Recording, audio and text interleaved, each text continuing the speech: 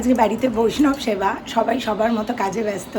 তা আমিও ঘরে এসে দেখছি ডুগ্গুও কাজে ব্যস্ত। তো সেটা কী জন্য তোমাদেরকে দেখাই। এই যে কার্ড বানিয়েছি জগন্নাথ, সুভদ্রা আর বলরামের জন্য। কার্ড চলছে, প্রসেসিং চলছে, তাই তো?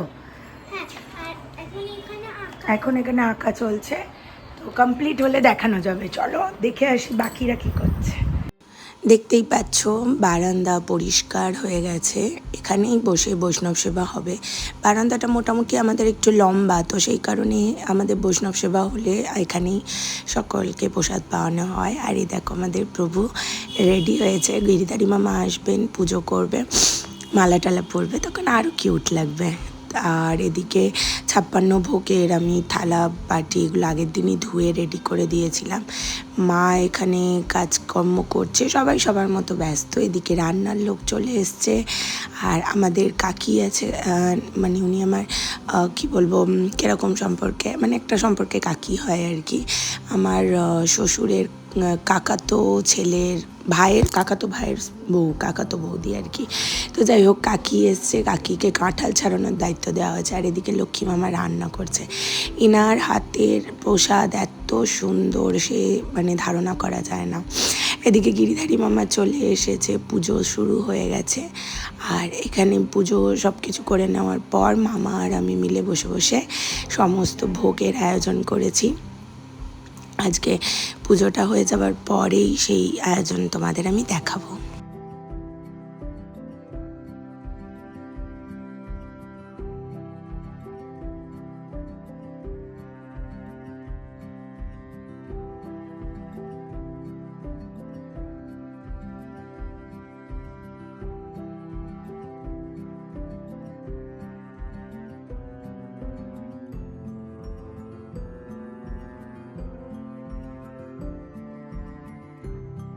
ফলগুলো আমি আর কাকি আগে মিলে আমানি করে নিয়েছিলাম। তো এখানে মামাকে এই সব কিছু এগিয়ে দেওয়া হয়েছে। মামা একটা একটা করে ফলগুলোকে সাজিয়ে নিচ্ছে, আর সাথে করে মিষ্টিগুলো অর্জুন আনতে গেছে। তো বাকি যে কটা মিষ্টি ছিল ঘরে, সেইগুলো দিয়ে আগে মামা সাজিয়ে নিচ্ছে। ভোগ ওখানে লেগে গেছে, বাকি সাজানোগুলো তোমাদেরকে আর দেখাইনি, একেবারে ভোগটা দেখাবো। তো এখানে আমি তখন রেডি হচ্ছিলাম, আর ডুগু এখানে ভিডিওগুলো করছে। তো এখানে দেখো প্রত্যেকে চলে এসেছে, আর এদিকে ভোগ আরতি চলছে। তো যাকে দেখছো খোল বাজাতে, সেটা গিরিধারী মামারই ছেলে। একদম মানে কি বলবো, বংশ পরম্পরা হয়তো একেই বলে, যিনি মানে একদিকে এত সুন্দর পুজো করে, বাবা আর ছেলেও কিন্তু কোনো অংশে কম যায় না। আমার খুব ভালো লাগে ওকে দেখলে। মানে ছেলেটা এখন কলেজে পড়ছে, কিন্তু তার মধ্যে যথেষ্ট মানে গুণ রয়েছে। আর আমার কি জানি আজকাল আধ্যাত্মিক দিকে থাকা ছেলেগুলোকে না খুব ভালো লাগে। নবদ্বীপে আসলে বা কোনো ধামে গেলেই হয়তো দেখা যায় যে ছোট ছোট ছেলে, তাদের কত গুণ, তাদের মধ্যে কত মানে কত কিছু রয়েছে তাদের মধ্যে। তো এদিকে দেখতে পাচ্ছ রিনা চলে এসেছে, মানে ঋদ্ধিমানের মা। আর ডুগুকে আমি রেকর্ড করতে বলেছি, দেখো এক কর্নারে বসে বসে চুপচাপ রেকর্ড করেছে। একটু সামনে যায় তো মানুষে, ও আচ্ছা না, সামনে গেছে, কারণ গৌরঙ্গ দাদু চলে এসেছে। ওর আবার একটু বড় দাদুর প্রতি অনেক ভালোবাসা আছে। তো যাই হোক, তোমরা দেখো, তারপর আমি তোমাদের সাথে বাকি কথা বলছি।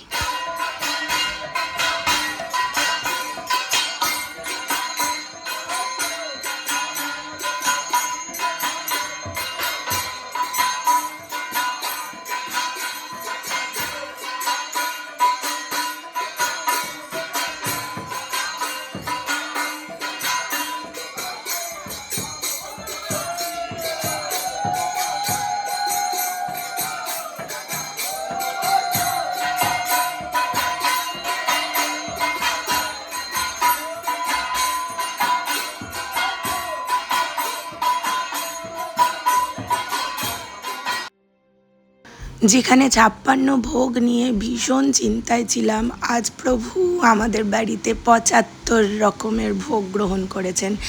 তো প্রভুর এই কৃপা কোনো দিন ভুলবো না। সাথে আমাদের গৌরঙ্গ দাদুকে দেখো, আজকে দাদুর মধ্যে আমি অর্জুনের দাদুর প্রতিচ্ছবি দেখতে পেলাম। আমাদের কোনো কিছু অনুষ্ঠান হলে ঠিক এইভাবে নিজের বয়সের অমান্য করে এই রকমভাবে নাচতেন দাদু।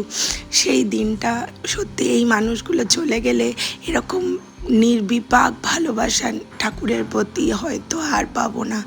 সত্যি কথায় আছে, কোটিতে একটা ভক্ত মেলে। আমাদের অশেষ কৃপা যে এই মানুষটার সান্নিধ্যে আমরা থাকতে পেরেছি।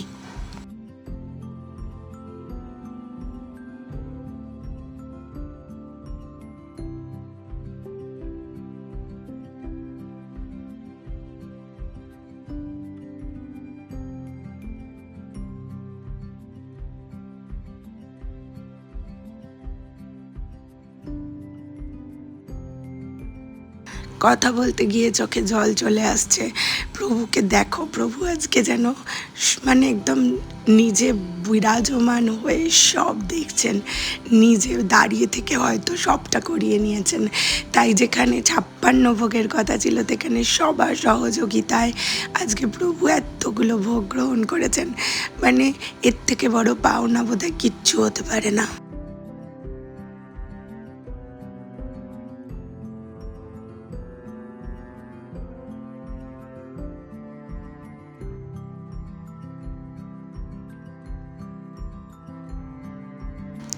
প্রথমেই ব্রাহ্মণ বৈষ্ণবরা একদিকে প্রসাদ পেতে বসে গেছেন, আর আরেক দিকে বসেছেন বাকি সবাই। তবে এই যে সাদা জামা পরা বৈষ্ণবকে দেখছো, ইনি আমাদের বাড়িতে আজকে হঠাৎই আসেন, এসে বলেন আমি কিন্তু আজকে এখানে প্রসাদ পাবো। মানে এরকম ভাগ্য সত্যি কতজনের থাকে যে এক বৈষ্ণব এসে নিজের থেকে বলছেন যে আমি প্রসাদ পাবো। কজন খাওয়াতে পারি? আমরা কি ওনাকে খাওয়াতে পারি বলো? উনি দয়া করে আমাদের বাড়িতে আজ প্রসাদ পেয়ে গেছেন। সব কিছুর পরে সন্ধেবেলায় ছিল গৌরাঙ্গ দাদুর পাঠ, এক অপূর্ব ভগবত কথা আজকে শ্রবণ করলাম। সব কিছু মিলিয়ে মিশিয়ে দিনগুলো এত মধুর যাচ্ছে যে মনে হচ্ছে এই দিনগুলো যেন শেষ না হয়। ব্যাস, প্রভুর আমাদের বাড়িতে আর মাত্র একটা দিন থাকবে, তারপরের দিনই ওনাকে ফিরে যেতে হবে নিজের বাড়িতে। ভেবেই মানে ভীষণ কষ্ট হচ্ছে। যাই হোক, নিয়ম তো মানতে হবে। জানি না শুক্রবার কি করব, কিন্তু আজকে তো আনন্দ করে নি। তো যাকে, তোমরাও একটু গৌরাঙ্গ দাদুর পাঠ শোনো, আমি আসি, টাটা। ছেলে